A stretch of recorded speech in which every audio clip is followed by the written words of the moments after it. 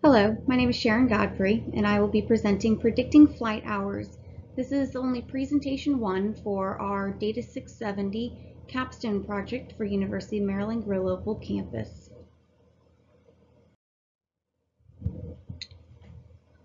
In this presentation, we're going to cover an overview, business organization, stakeholders and objectives, background, proposed project and KPIs, milestones, and explanation of the data.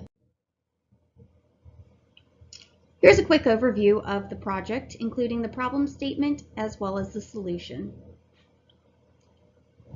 So the Navy has outlined in their strategic priorities list from the Department of the Navy Business Operation Plan a need to develop a fully integrated POM cycle and budgeting process that provides an understanding of requirements, risks, and strategic decisions points across the FYDP. The FYDP is the Future Year Defense Planning.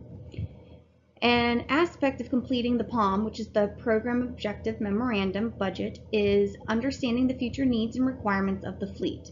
One of those areas is flight hours. The need to determine the number of flight hours needed over the course of the next 5 years for the FYDP, which is the Future Year Defense Planning. So the solution here for this project is to review historical flight hours flown by the CH-53 Echo and identify predictive variables, trends, correlations, and ultimately forecast the next month and year flight hours needed to be able to predict the full 5 years.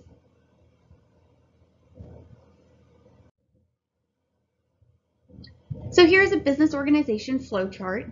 We're going to be starting at the top with the Department of Defense, keeping in mind that there are many other branches in the military and many other aspects inside the business organization for the Department of Defense, but we're only going to be highlighting those that are relevant to this project. So starting with the Department of Defense, underneath the Department of Defense, there is an executive branch of the federal government. All military forces fall under the DoD umbrella. The major elements of the military are the Army, Navy, Marine Corps, and the Air Force. And within the Navy, which is the one we're focusing on, there are 5 commands, where you have NAVSEA, NAVAIR, NAVWAR, NAVFAC. We're going to be only focusing on Naval Air Systems Command, which is NAVAIR. The Department of the Navy's mission is to maintain, train, and equip combat-ready naval forces capable of winning wars while maintaining security and deterrence through sustained forward presence. NAVAIR is organized into echelons, and inside these echelons there's 5 different headquarters inside NAVAIR, known as divisions. Inside here is where we're going to find the NOC-AD division, which is the Naval Air Warfare Center division. Underneath the NOC-AD, you're going to have your PEOAs, which are going to be your program executive offices. PEOA is the one we're going to be focusing on, which is going to be the Air Anti-Submarine Warfare Assault and Special Missions, PEOA. Underneath PEOA is where you're going to find the program offices. The program office we're going to be focusing on for this project is going to be PMA-261, which is going to be for the 53 heavy lift helicopters.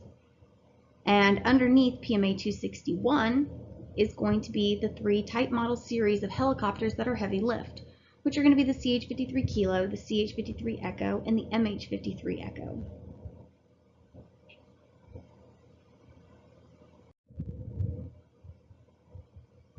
Stakeholders and business objectives. So it is critical for stakeholders to understand the requirements and priorities being developed in a POM, and who is responsible for the resourcing and the requirements. PMA 261 has internal stakeholders and external stakeholders who have a vested interest in the POM requirements. It is important that all stakeholders know where their program fits into the building of the flight hour requirement and work together towards a common goal. In this project, the stakeholders' focus will only be on the internal versus the external stakeholders. So the 3 that we are focusing on this project were the test and evaluation, command operations, and the comptroller.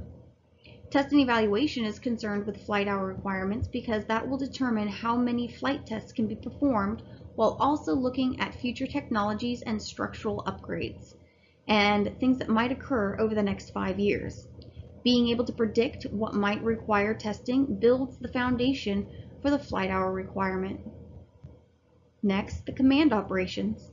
Command operations is a critical stakeholder because they are responsible for synchronizing near and long-term operations and planning, understanding the training requirements to maintain an operational squadron, and the current world events to maintain a forward deployed posture are what shapes the flight hour requirements.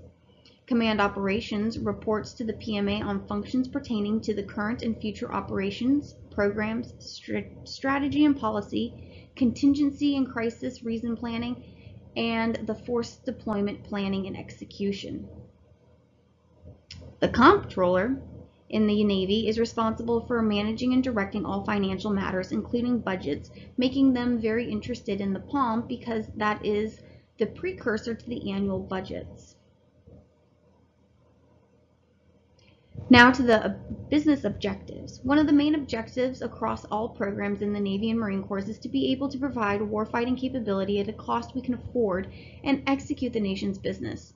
There is always a need to provide an affordable aircraft to the fleet. Achieving products under cost allows the PMA to provide more to the operational warfighter. The CH-53 Kilo is currently in production, and driving cost out is paramount, not only to the taxpayer, but again, lowering production costs frees up funds that are now able to be provided to other warfighting functions. With achieving an affordable aircraft opens the doors for new business through FMS. FMS is also known for foreign military sales, and in turn helps drive the cost even lower. The growth of a production line through new business is a boost to the local economy and the job growth, causing wins all the way around. And staying within budget is critical. If the program runs over the budget and the fleet suffers a ripple effect begins to take shape. The effects range from schedule slips to taking the much needed money away from other parts of the program. Conversely, being under budget is not always good either. If the program is under budget, the money must be given back. And this might not sound like a bad thing. However, in future years, when you request funding, if you were under budget, the validity of the estimate is brought into question, and sometimes you're not always given the requested budget due to lack of confidence in the estimating. Supporting the warfighter is always the objective, and this is also accomplished by providing speed to the fleet. The program's responsiveness to emerging requirements dictates how quickly the fleet will get the newest products, the latest guidance, and the updated equipment and safety gear. The program wants to maximize every resource possible, intellectual, fiscal, and technical, to ensure our sailors and Marines have every possible advantage to deter our adversaries, and if deterrence fails, to achieve overwhelming and decisive victory.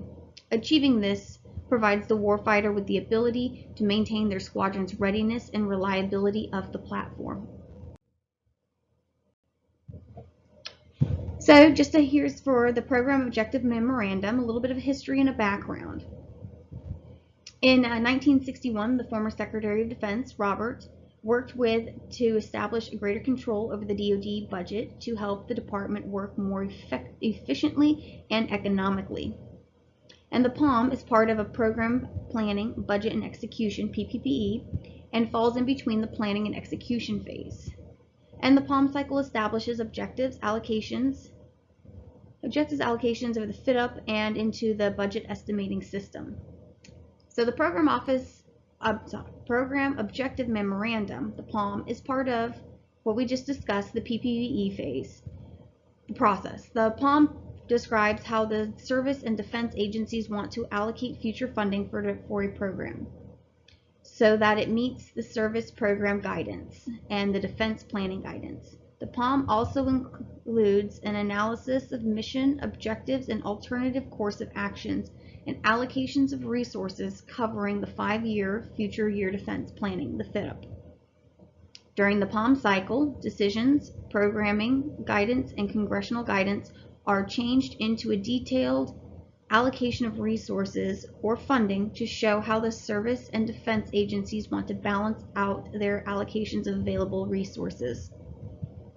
The problem being addressed in this project is the predicting of the necessary flight hours for PMA 261 on the H-53 helicopters and for the next POM cycle. The POM is a 5-year planning that starts 3 years out from the current year and is the foundation of the Department of the Navy's budget. The POM matches available resources against current and emerging requirements and displays resource allocations according to the Defense Planning Program and Guidance, the DPPG. The POM is part of the programming phase of the PPPE process, when planning decisions, program guidance, and congressional guidance are converted into a detailed allocation of resources. The POM is where each program across all branches of the military get a chance to argue for their program's future requirements, justifying their existence and the need for requested funding. Not gathering up all future requirements accurately creates a risk of underfunding. The POM is submitted then to the Cost Assessment and Programming Evaluation, the CAPE, for their review of the programs and forecast of the forecasted resources that will be needed over the fit-up.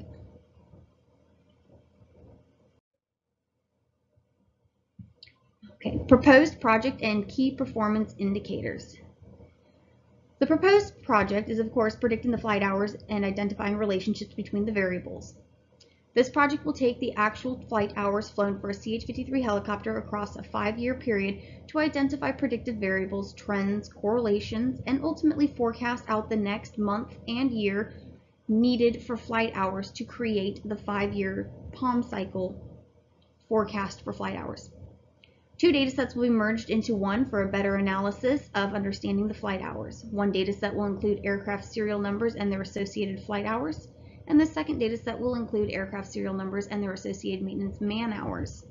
The 2 datasets will be joined on the variable date and the aircraft serial number, and a predictive model will be created with the purpose of predicting flight hours. Within this project's predictive model, the goal is to identify relationships between variables, flight hour trends, and if they varied during a specific season or showed problematic to the aircraft to not fly. Some of the key performance indicators are going to be to identify the top aircraft flyers based on their historical flight hours, identifying the percent of airframes that did not fly for an extended period of time, and identifying aircraft that had the highest maintenance man hours and the airframes that had the fewest flight hours to see if there was any correlation.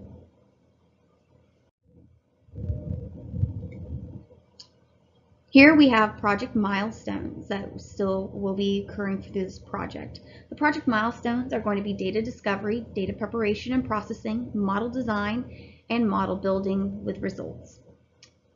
Data discovery is where the project maps out the use of the data, where the information is coming from, and what the benefit of the data analytics is for the organization. Data preparation and processing is the phase where the project is collecting, processing, and cleaning of the selected data. Designing a model is where the extract, transform, and load ELT is performed, and the model building is comprised of developing the data sets for testing and training and identifying what techniques to use, such as decision trees, regression, neural networks, etc. Results and measuring effectiveness are where the findings are recorded and conclusions are made.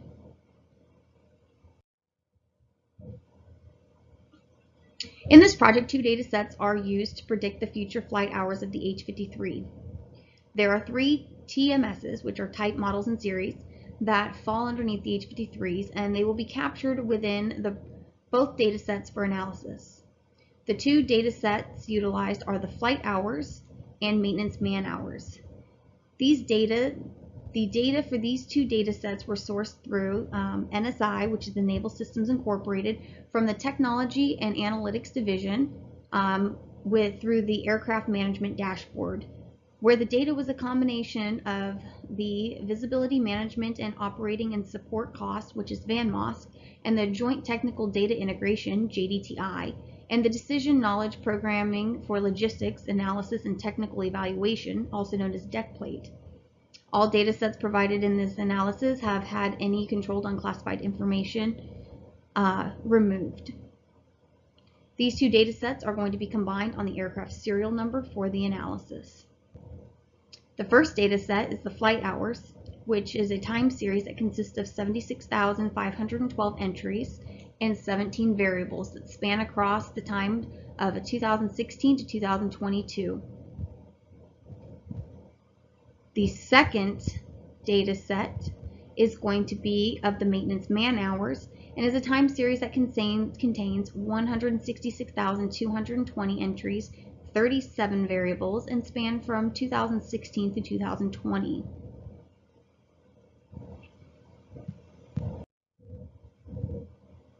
As this project progresses forward, here's what we can look forward to for things ahead. Data preparation, data cleaning, data transformation, data analysis, data visualizations, predictive models, findings, and future analysis. Here are all the references that were used in building up this first presentation. Thank you, and please let me know if you have any questions.